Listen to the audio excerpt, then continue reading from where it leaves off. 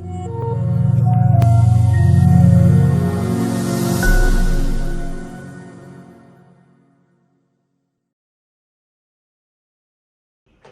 evening, everyone. I'm here to share my personal story of discovering who I am. Hope you like it. ಬಂದಿತು ಮಕ್ಕಳ ಹಬ್ಬ ಚಾಚಾ ನೆಹರು ಹುಟ್ಟಿದ ಹಬ್ಬ ಭಾರತಾಂಬೆಯ ನೆಚ್ಚಿನ ಪುತ್ರ ಸ್ವತಂತ್ರ ಸಮರಕ್ಕೆ ಬಹುಮುಖ ಪಾತ್ರ ಹಿಡಿದರು ದೇಶದ ಪ್ರಧಾನಿ ಸೂತ್ರ ದೇಶದೇಳಿಗೆಗೆ ನೆಹರು ಪಾತ್ರ ಗುಲಾಬಿ ಹೂವಿನ ಬಣ್ಣದ ಸೊಗಸು ನಲಿಯುವ ಮಕ್ಕಳ ಮೋಹಕ ಮನಸ್ಸು ಕಂಡರು ನೆಹರು ಮಕ್ಕಳ ಕನಸು ಉಜ್ವಲ ಭಾರತ ಭವಿಷ್ಯ ಸೊಗಸು. Well, I'm singing the same song. This was the first song I ever sung in my life. I was 3.5 years old. I sang this song at my nursery school in Children's Day event. The specialty of this song is my uncle has written this song and my parents have tuned this song. My parents are very fond of music. They encouraged me to learn music and I started learning Carnatic classical music at the age 8. I participated in different cultural competitions and co-curricular competitions in school. I won many prizes and represented my school in different levels. Many people appreciated me for my singing and I started telling that I want to be a playback singer when I grow up. That was my first goal. After I grew up and when I joined college, I had to choose my actual career. I had to make a real choice. Probably I didn't put the right effort for becoming a playback singer or I didn't have a context. Singing remained as my hobby. I focused more on my studies. I started scoring well and human resource management became my favorite subject. I understood that I like to work with people more than working with numbers or computers. So I devised my goal to become an HR manager and my friends and family supported this goal. In 2012, after I gave my first acting audition, it changed the whole idea of who I am and who I want to be. That was an open audition which happened near my college and I went there out of curiosity and craze. I faced it confidently because I didn't have a stage fear and my command over Kannada language is good, so I easily cracked it. I was offered a supporting role in a television series. We started shooting and then I started liking everything about entertainment industry. The idea of storytelling, being in characters, being in a world which is not real, putting on makeup, wearing costumes, everything. I started liking everything in that industry. I wanted to learn and experience more. Hence, one day I went to watch a Kannada play. I had not seen something like that before. I felt mesmerized. It was not like those kids in school where people perform and they forget their lines and they make fun of themselves. It was a professional, full-fledged Kannada drama with profound writing, professional acting, lights, music, and powerful dialogues. I felt really moved. Soon after the play got over, I ran to the director of the drama and asked if I could join the team. He agreed. That's how my theatre journey started. I acted in more than 10 dramas. We gave out for about 30 shows in and outside Karnataka. I took part both as a singer and actor. By then, I was doing everything that I liked in my life without a second thought. But my parents were worried. They became disturbed because they didn't like their 18-year-old daughter to be coming home late, to be working in an unfamiliar environment or having a goal which is unconventional according to them. Even some of my friends and family members tried to tell that I have chosen a wrong path, but I didn't have an answer because I didn't have a recognition back then. All I could do is study well and not quit studies.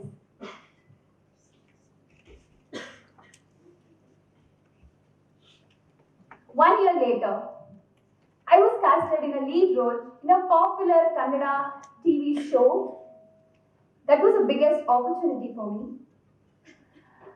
But there were new set of challenges for which I was not prepared. I realized it later because I had to prove not just as an actor but also as a heroine. I was very underconfident because I had insecurities. I thought I don't look beautiful. I thought I don't look glamorous. My confidence and my self-esteem hit its bottom because all of these insecurities. I tried to cope by working on my abilities. I tried really hard and I put my heart and soul to play that role, and consequently, people started accepting me and recognizing me in that role. I won awards. I also got film offers, and that show became one of the top rated shows of Kannada television.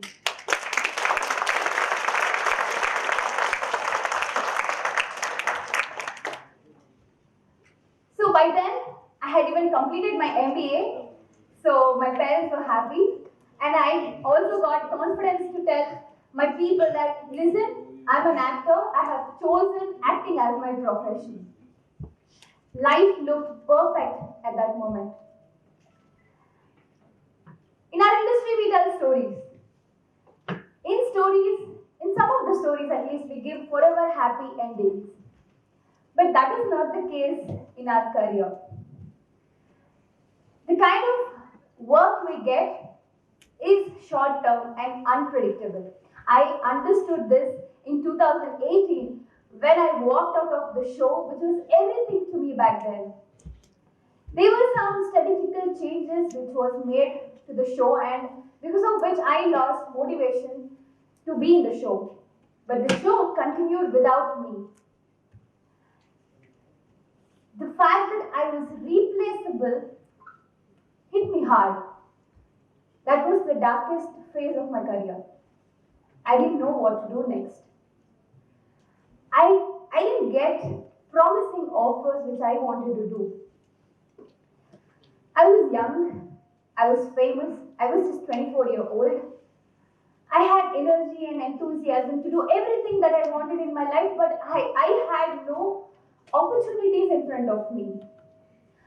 I saw my friends putting up their social media status saying, talking about their new job, their reputed companies, promotions. It looked like everybody's career is starting and mine it looks like it is almost over. I asked myself, who am I? Am I an actor? The fact was, no.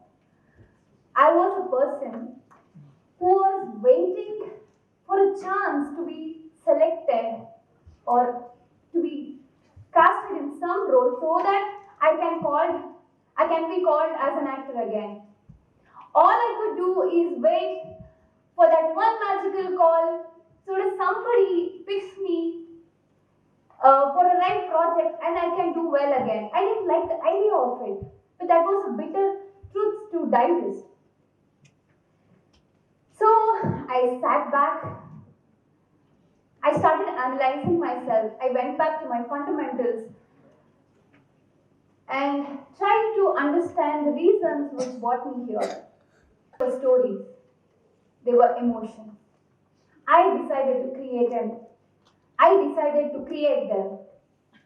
I listened to my gut feeling. It said I can write. So I started telling people that I want to write. Some people felt I'm crazy. So few of them, they didn't receive my phone call when I called back or I tried to talk about writing. But I didn't give up. Dear friends, let me tell you, when our intentions are right, we will find a way out. One fine day, I got an opportunity to write for a TV show. Again, I had to face a lot of negativities because people thought I'm an actor. An actor cannot write. That disturbed me too. I started doubting myself. But still, I continued to listen to my conscience, which said, you weren't an actor few years ago. You started it at some point of time, which means anybody can start anything at any point of time. All that we need is dedication and hard work. I didn't give up. I gave my best to that show, but still that show got over very soon. I felt disappointed, but at the same time, I had a sense of fulfillment because I had pushed my limits up.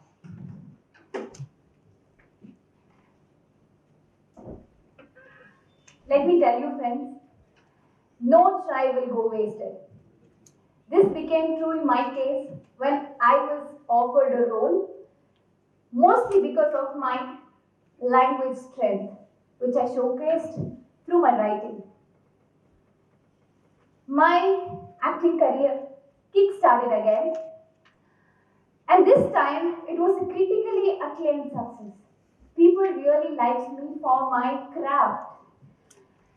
I acted in more movies and web series too. And it was a time to celebrate. I won awards. I started getting positivity in my social media. Followers started coming in. People started appreciating. It was a time to celebrate. But that was not all I wanted. I wanted to resume my journey as a writer. Hence, one day I started writing short stories for a Kannada website. Initially, I approached it as a writing exercise, but to my surprise, readers embraced my stories for the values and positivity it had. That motivated me to put everything into a book, and we named it Kate Dabbi, which means box of stories.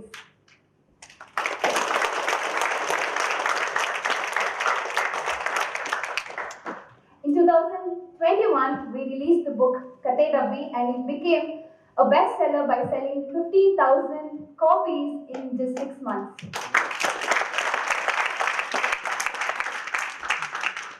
Today, people recognize me as an actor, as a writer, sometimes as a singer too. But if I ask back the same question to myself, my answer would be none of these. Because I feel I'm beyond all these labels. I am a doer.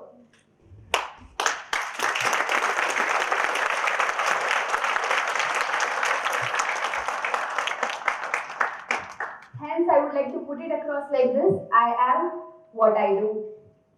So you might be thinking, how did I shift my interests and goals and still continue to do well?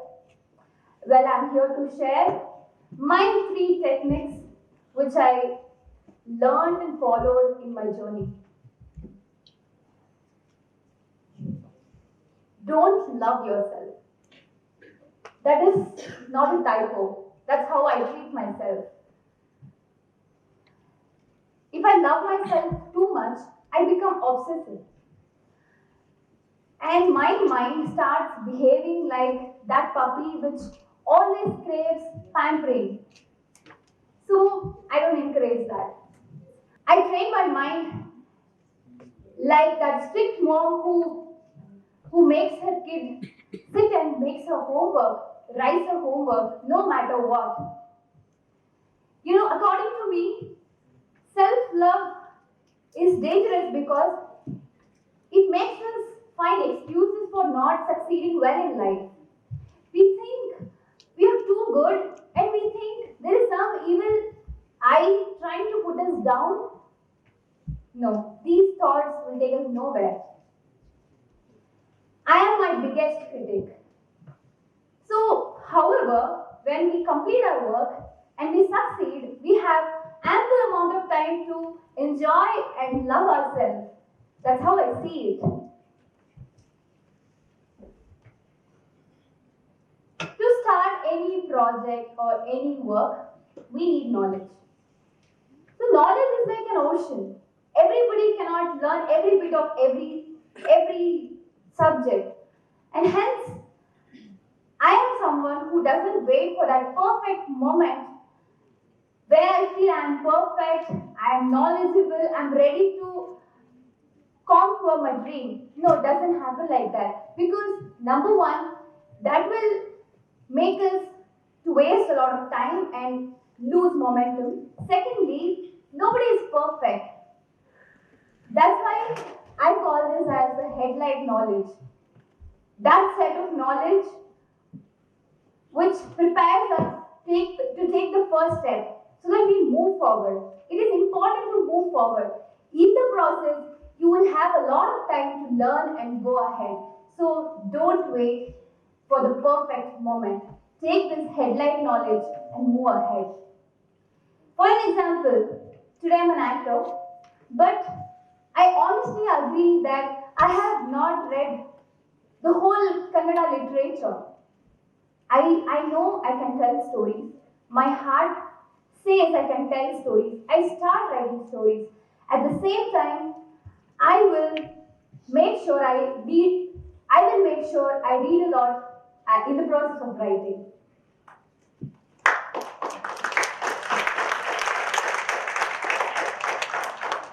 So this is my last technique. Let me ask you, when was your last time or when was your first time? Don't worry, I'm not asking your personal question. So, I mean to say, when was the last time you tried something for the first time?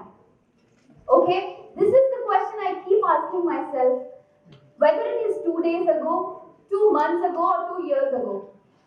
When the answer is too long ago, I feel scared because I may become obsolete professionally, personally. So I aim to do something new every time. I put myself into new experiences.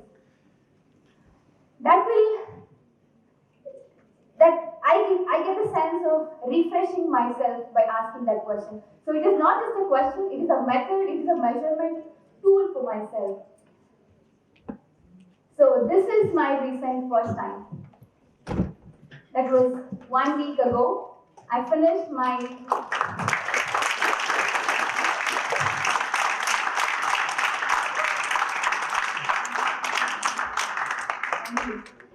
So this was 1 week ago. I finished my final draft of my novel. It is a love story, and to write a story for about 250 pages was really challenging and difficult. I had never done it previously. I had written a short story collection, each story of 6 to 7 pages each.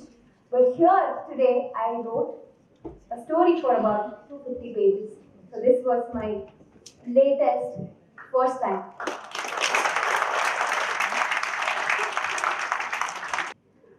I'm really looking forward to experiencing a lot more first times in my life. I'm sure even you are also waiting for the same. Hence, I would like to define myself as I am what I do.